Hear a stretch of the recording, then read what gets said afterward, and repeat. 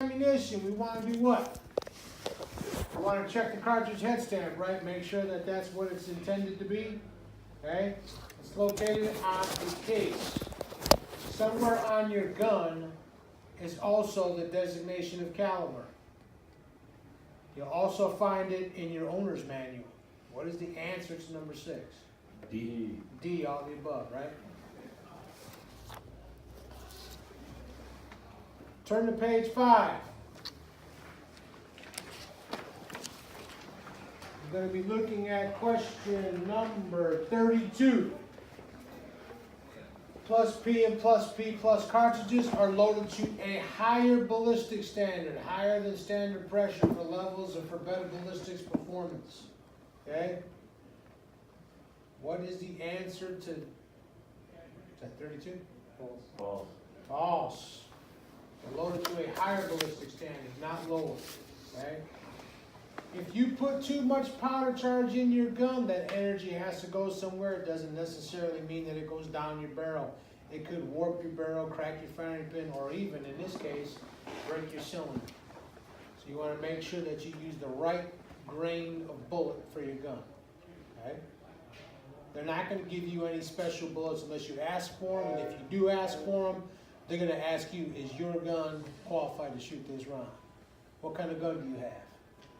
Oh, I have Smith & Wesson M&P. Your gun cannot shoot these plus Ps. You'll blow up their damn firing pin. So they'll be able to tell you. So you wouldn't ask for them. You wouldn't ask for those rounds. You want to make sure you store your ammo in a cool, dry place. Keep it in the same box. Make sure no kids get to it, and make sure you don't expose it to water or solvents.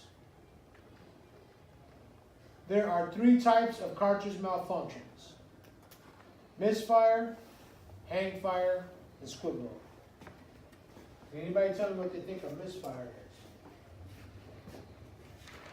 It's when the fire pin hits the primer, but does not fire. Does nothing.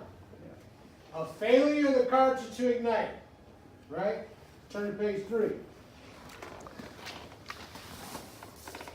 I'll let you answer that, Rod. Question number 15. ABD. Misfire. Misfire, correct.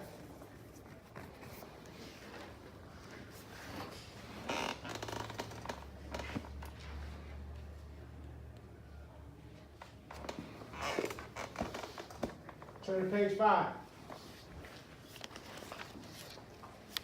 Before we do that, I'm going to read you the definition of hang fire. A hang fire is a perceptible delay in the ignition of a cartridge after the prime location has been struck by the fire. Steve, read question 29 for us, please.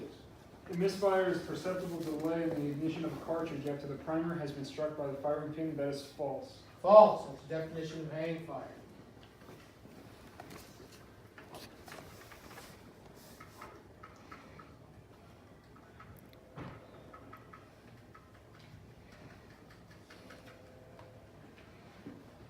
We don't have too many more of these to go, do we?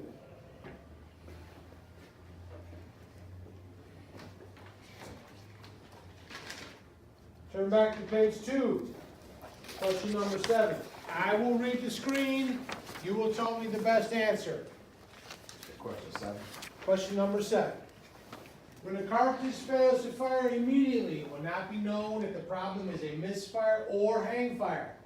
Because a hang fire condition can cause the pistol to fire after a substantial delay. The pistol should be kept pointed in the same direction for at least 30 seconds before the action is open to remove the cartridge. The answer to number 7 is B. B. This happens today at the range. You go click, nothing happens. Wait 15, 30 seconds. Turn your gun.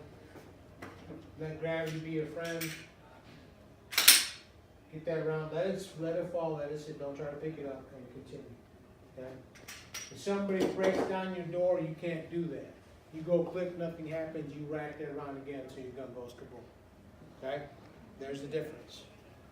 It's self-defense mode. You're back into the fight.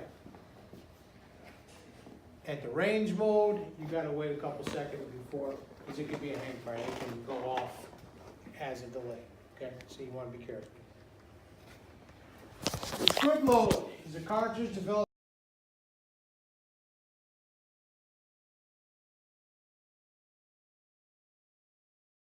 Let's go. Are you ready? This is the ready position. And I'll teach you guys how to push out on it. Okay? Any questions on loading? Did anybody want to do it again? No one really volunteers to do it again. That's loading and no loading, and make sure, Rock, when you go looking for your gun, make sure you tell them, hey, I'm lefty. Okay? Because people won't know. Actually, do you mind if I try it again? I don't want to try it in my eyes. Well, by all means. You want me to time you? No. 'Cause I can time you.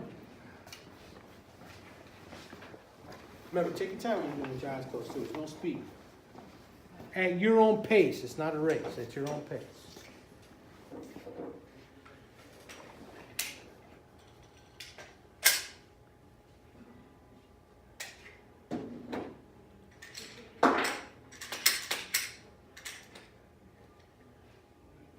Remember to turn the gun, but let back and let gravity be in front. You know how we learned the blackness. We had, for some reason, the government thinks we need all these Chuck Norris guys to come and teach us, right? This guy's a Navy SEAL. He's sitting there. He's like, he's teaching you. He's doing like this, and you're like, okay. He gives you this in a shoebox in pieces and says, put it together. And you're like, okay. And then he puts a blindfold on it, and you're fumbling around. It's pretty fun. You guys should do that at home. And you guys. The reason why we take our guns apart and clean them is so we can understand the mechanics of it. We're cleaning it, we're seeing what parts belong, or we're understanding the mechanics of our gun. How to get it to lock back, how to do this. What's the easiest way for you to do it? Okay? Without muzzling anybody. What's the easiest way for you to get, this magazine in your firearm and rack it and get ready to go? I got so used to carrying my gun like this, it sits in my nightstand like this. I got 3 loaded magazines, I got 45 rounds ready to rock and roll with the police type push shotgun. 100 rounds upstairs, don't ask me why I have so many rounds, but I'm getting more. Have a game plan on how to get to your gun. See, when my nephew stayed with me, I made sure that I had a chamber lock. I had this in.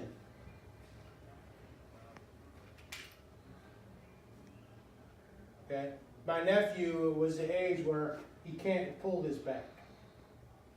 But I had it like this, and I had my magazines someplace else where I can get to the mag. But when he was in the house, my thing got locked. And if I couldn't lock it and I couldn't do this, I took the damn gun apart. So if someone says, man, do you know what happens if someone breaks your house? I'm like, hopefully someone could put my gun, my son could put the gun. I'm like, until. But I'd rather have that than have an accident with my nephew. Because boys will ask questions. Where's your gun at? I don't want to see your gun. Luckily for me, my nephew doesn't mind the squirt guns, but when you start shooting, he has sensitive ears, so he don't like it. So he's like, no, keep the gun over there. No. So, and I'm very adamant about gun safety. Had it not been that the child, my nephew's father was his father, I'd have probably beat his ass badly. Because he had a loaded gun in his holster on his effing kitchen table when I walked in. I just about almost killed him. I'm like, when my nephew running around, he knows that's a dude, I'll kill you. Literally. So I since took him out of the home. I said, it's coming with me. So I don't play that shit. I had a guy sitting in that chair right there, his daughter got the dispatch call from a guy out here. It was maybe about 6 months ago. The 3-year-old that got in the car and shot himself and killed himself. The guy's daughter was the one that was on dispatch to answer that. She was so in shock, she said, I can't do this. She went away, she took a vacation, extended leave, and I don't think she went back to her job. But she took that call. Nobody ever wants that call. And you see it on TV, because my wife asked me, how are these kids shooting themselves? Why are these guys letting them, because we're careless with guns. Lock your guns up. An accident's an accident, but you could possibly do jail time in Ohio if a kid gets called with a gun and you didn't secure it properly. Secure your firearms. Or have a game plan. I always have a game plan. I keep this thing high. When my nephews come over, my guns are all locked up, they don't even know where the hell they're at. They don't even ask me for them. You have a gun? Nope. My son used to ask me all the time, where's your gun, where's your gun, where's your gun? And then one of his friends got hit with a pellet gun. His attitude changed a little bit. He's, oh, Poppy, why is Carmelo so mean now?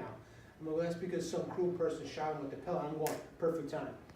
I said, we're gonna learn about guns. And he's like, oh, okay. I showed him one of my 357 rounds, and I said, if this hits you here like this, you lose this side of your head, and I gotta super glue your head together. And he was like, I said, Poppy would be really sad because now I can use your head for a soup bowl. Never asked me again about guns. He was 16. I said, hey man, I think it's about time that we go out and start shooting these guns, man. He was like, hell no. You traumatized me, man. I'm like, he stopped asking me about guns. He shoots now, and he's a really good shot. Not as good as Dad, but he knows how to load, unload a gun. He knows how to keep it safe. He knows how to take the gun safe. He knows better than pick up a loaded gun. My wife knows too, because I'll come home and I'll have a loaded gun, and she'll be trying to engage me in conversation. When you guys get home and doing stuff, I'm trying to put this away. Let me take care of this first, and I'll come back. I'll talk to you 1 second. Let me go ahead and secure this. Anything can happen. Get caught up and boom, you can't get that kaboom back. So lock your gun up. If your gun's always loaded, I got a buddy of mine, no one goes over his house. He doesn't invite anybody over. There's almost a gun in every room in his house. And it's loaded, ready to go. I'm not lying. Got one behind the damn stove.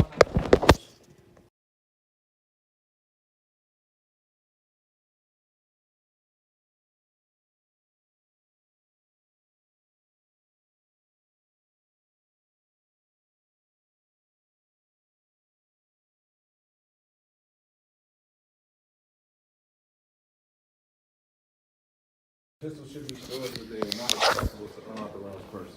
True. True.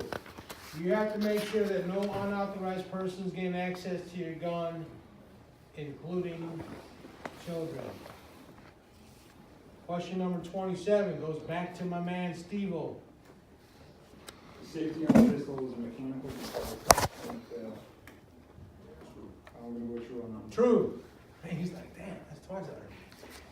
Yeah, safeties can fail you, okay? Safeties can fail you in two ways. You can come out and squeeze. You know how many times I'm in an advanced course, and I got my drill sergeant there, and he's getting ready to yell at you like you're 5 years old, and some guy comes out, and their arm is like this, their veins are popping out, and they're like, my gun's not working. It's like, well, because it's on safety. So guess what? You're dead. You got a knife in your neck. Go back to the end of the line. You just failed this, and I give him a big piece of paper F. Next person come up, and we do, damn. Or it can fail you. I had a guy hand me a gun that says he's something wrong with my gun. 1911, 1970 series Colt. So I'm like, all right. So I take the gun to the range, and I'm like, okay. Every time I'm shooting the gun, it kind of gets locked here. So I'm hitting the back of the slide, and kaboosh. In the back, it's like kaboosh. So the guy at the range, his name is Frank. You'll see him. He'll come in here and say hi to you guys a little later on. He goes, hey Zeke, do me a favor. Put the safety on the gun and squeeze the trigger. So on a 1911. The safety's built into the slide, so you got to push the lever into the slide. So I push the lever up, the gun fires, kaboosh. I'm like, holy poop. So we break the gun down. I tell my neighbor, the gun's not safe. I got to get it looked at. We ended up getting it fixed for him. Something was wrong with the action inside. But safeties, they can fail you. They can work. Sometimes they won't work. You see sometimes people put the safety on and they'll go like that, like, no, that wasn't made to do that. If you ever see someone doing that, tell them, don't do that, that's dangerous. They think the safety is a fail-safe. It's a fail-safe. Oh, it's not gonna go off. You don't know that, and I'm not gonna take the chance. That's why I carry a Glock. What's the best safety on the gun? Fingers. The finger. Right, your finger. Okay? Keep your finger off the trigger until you're ready to shoot. And I say conscious decision shoot. I know I'm shooting Mr. Bad Guy. I know I'm going to shoot the target. If I'm not ready to shoot the target, then my finger shouldn't be on the trigger. You guys need to take that with you. Take that knowledge home with you, because if you're at the shooting range and you're showing a family member how to shoot, first thing they're going to do is do this. Because they know that's where their finger goes. No, your finger goes here. And they're going to go, huh? They always do that. My dad does. I couldn't give him a gun until he learned to stop doing it. Like, Pops, why's your finger on the trigger? Oh. Dad, get your finger on the trigger. Oh. Dad, get your finger on the trigger. Oh, damn. Give me, I had to pop 2 tongues. I'm like, I'm popping tongues here, But Dad, that's where my finger goes. No. Finger goes on the side until I know I'm gonna shoot. And someone's gonna ask you that. You may have to range, you may be on a date night. You may be with your girlfriend, fiance, wife, and she wants to learn how to shoot. You gotta teach her the right way. Because you're gonna ask her, hey, where'd you learn that gunfire? If you go, I don't know. She's gonna say, don't want to waste your money. Okay? So always do that. Question 26 goes to you, Greg. Consistency, balance. 26, I'm sorry. 26. Always keep your gun pointed in a safe direction, true. True. Question 25 goes to you, Esther. A gun that is properly maintained will function more reliably, shoot more accurately, and last longer. Yes, Yes or true? true. True. All right, let's turn to page 3. We're going to talk about pistol action types. Okay? Question number 12 says revolver can be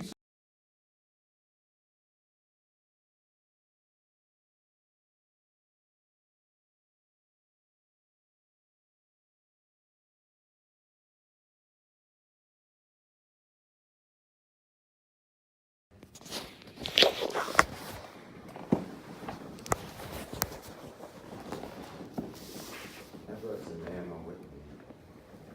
Do you want to take it out now, or break time, or? No, I told everybody when they first came in here to take the guns and ammo to the car. What were you? You just have ammo in there? Huh? You just have ammo in there? Yeah. You don't have a gun? Where's your gun? Oh, the gun's in there too. No, take that out to your car. Okay.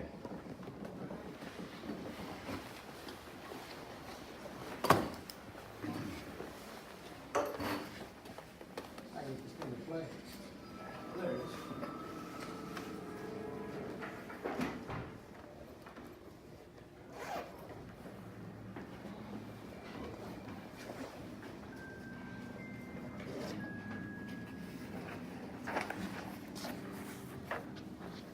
Where's your gun? It's in the back. Take all of that out to your car. Take all of it out to your car. Okay.